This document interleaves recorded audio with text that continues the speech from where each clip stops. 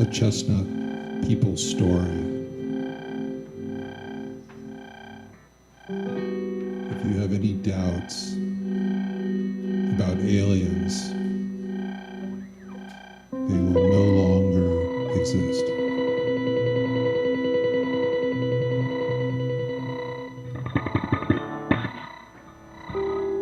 When I was about 8 or 9 years old, I was skating in West Wellington, Connecticut, in a parking lot that had been frozen over by the fire department. They poured water out onto this parking lot by the school, and it was around 5 or 6 o'clock at night.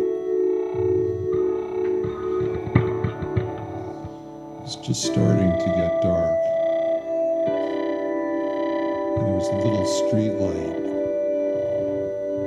that hadn't gone on yet. It was next to the parking lot. And it was just myself and a friend of mine, Clyde. We were skating around. We were pretty much finished, getting ready to go home. And all of a sudden I saw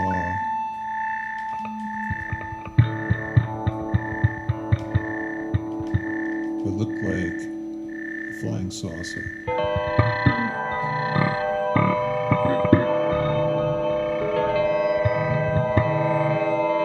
It was about the size of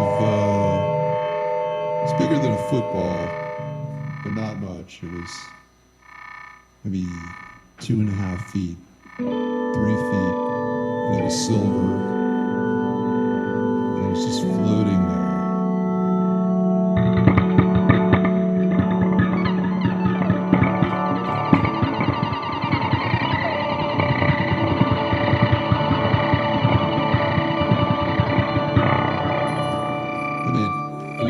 To be watching us. So it was maybe 25 feet away, just floating, not making any sound at all. And it had a strobe light that was slowly moving underneath of it, around in a circle.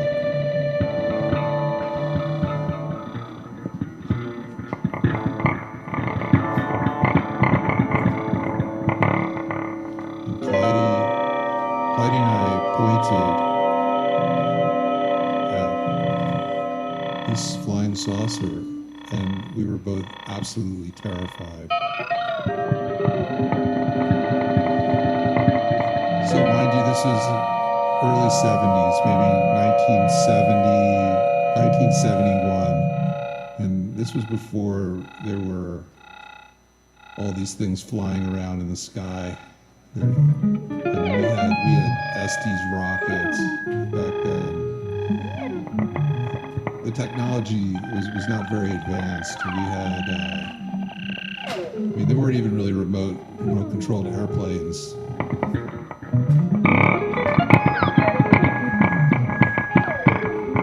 If there was an airplane, it was on a string.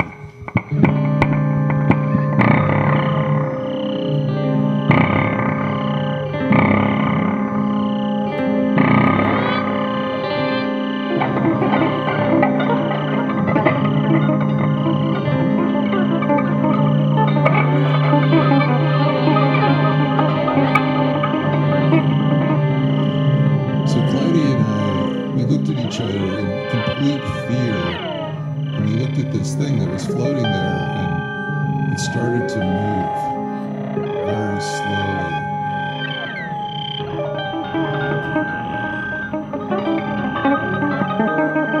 And then the speed increased exponentially until it just completely disappeared. And it took off. There was not a sound.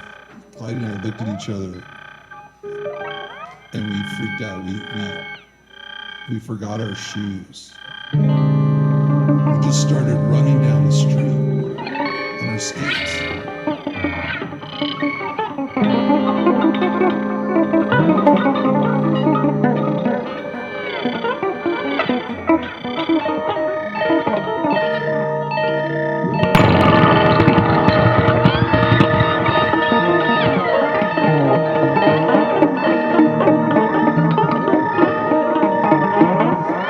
If any of you have ever run with your skates on down the street, because we had hockey skates on, you do not run on the street in your skates because you are going to completely destroy your ankles. It's very, very painful.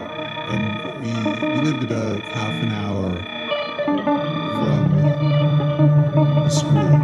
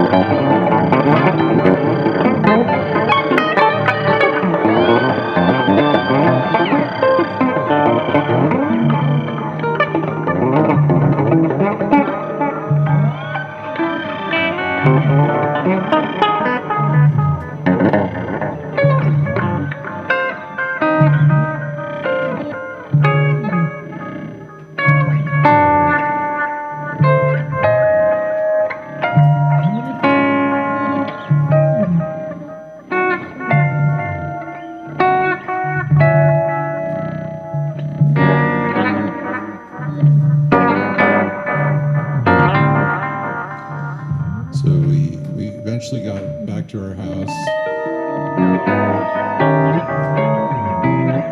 Running at the speed we were going, it probably took us 10 minutes. I don't know.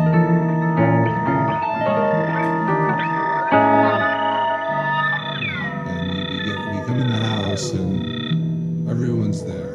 His brothers are there, his parents are there. It's right before dinner time. We tell everyone what we saw.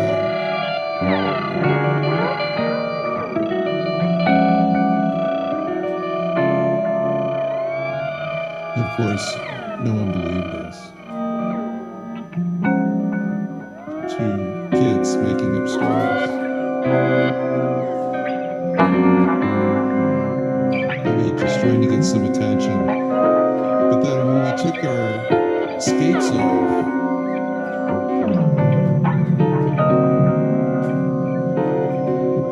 Clyde's parents couldn't ignore the fact that both of our ankles were bleeding.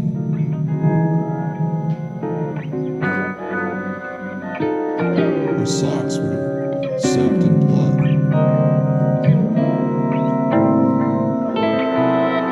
The fear was real. Propelled us with our skates on down the street. We left our shoes.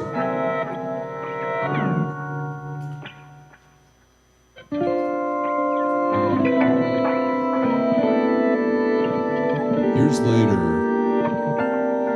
I returned to West Wellington, where I grew up as a kid, for the funeral of Clyde. And I asked his brother, Johnny, whether he remembers that time when Clyde and I saw the UFO.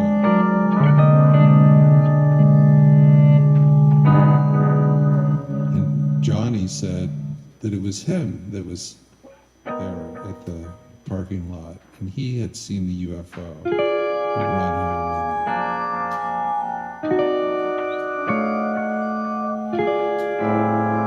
And then the other brother, the youngest brother, Billy, he said it was him that was with me.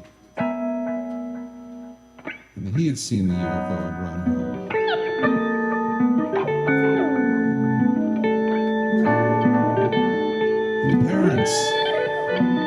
were still alive, they remember the story vividly.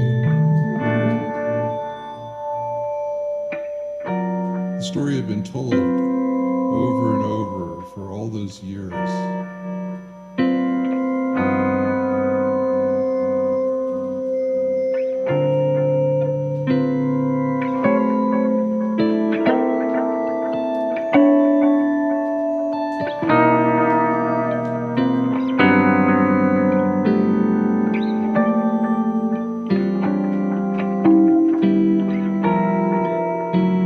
So if you have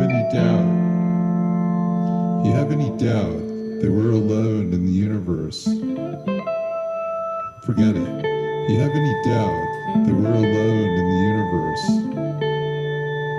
forget it. If you have any doubt that we're alone in the universe,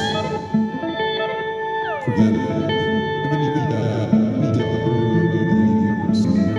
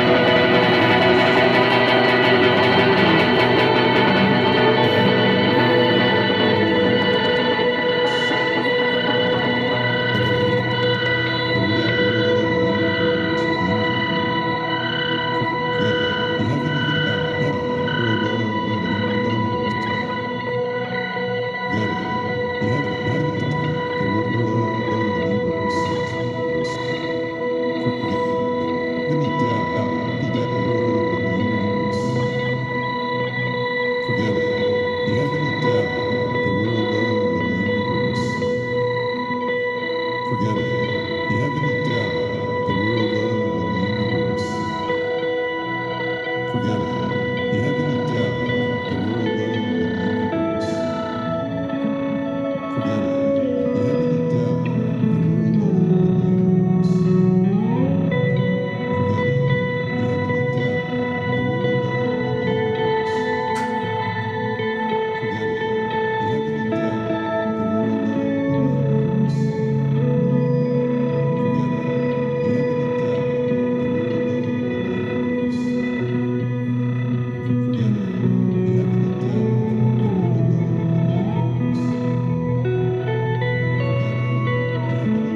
You have any doubt that we're alone in the universe?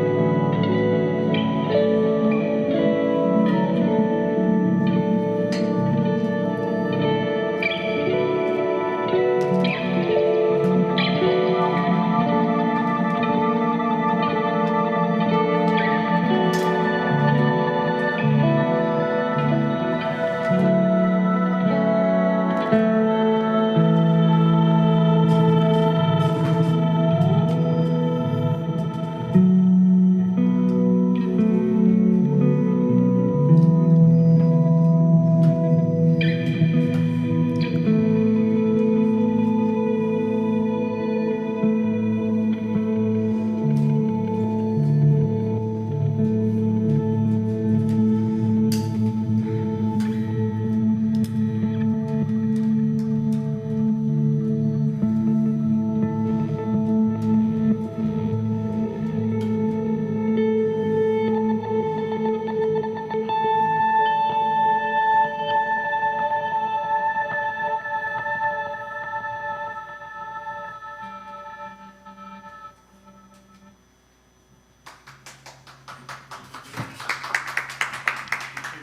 That was sensational.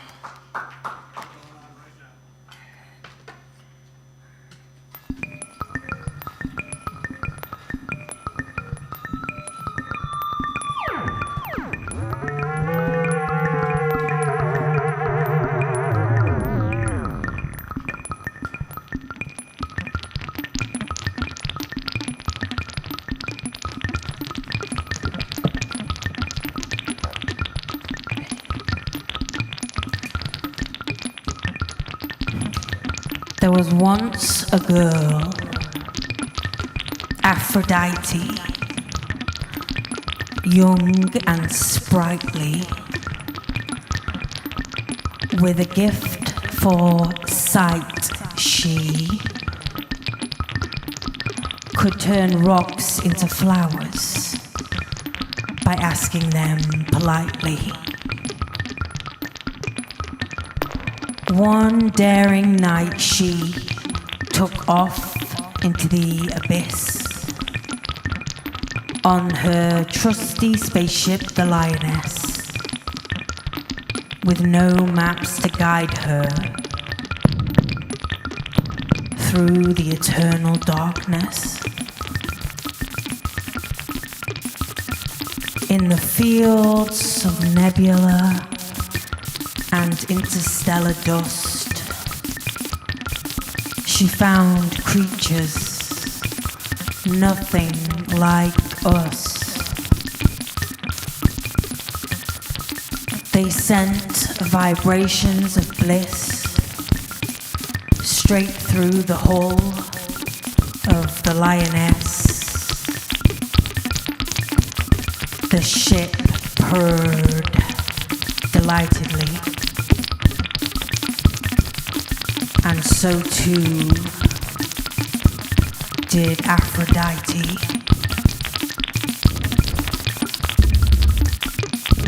The Lioness was boarded by beings outside of time, who taught Aphrodite the power of her mind, built her a shell so she could time travel as well.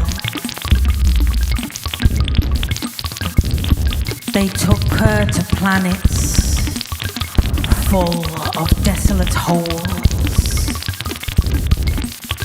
the graves of worms that never evolved, showed her the scars of war on the cosmic shore.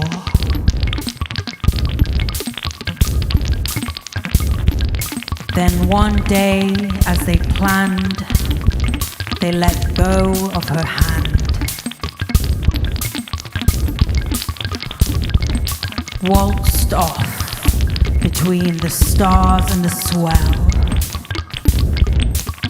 leaving no trace behind but Aphrodite's shell.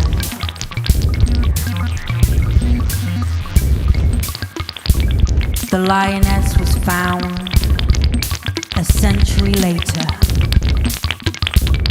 in an outer realm with a withered hag stood at the realm, who could see all things through some kind of miracle. And that's how Aphrodite became an all-seeing oracle.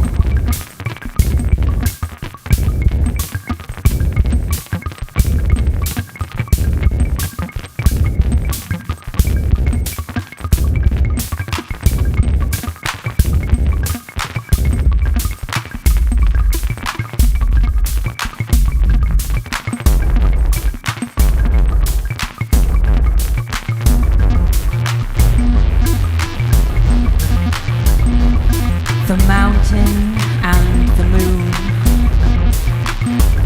ever so in love, even though she comes and goes, even though he's rough,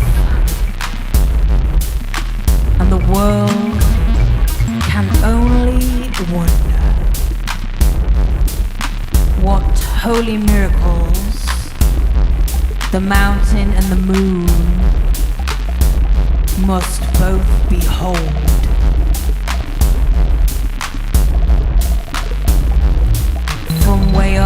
above the machinery, where the air is still and cold.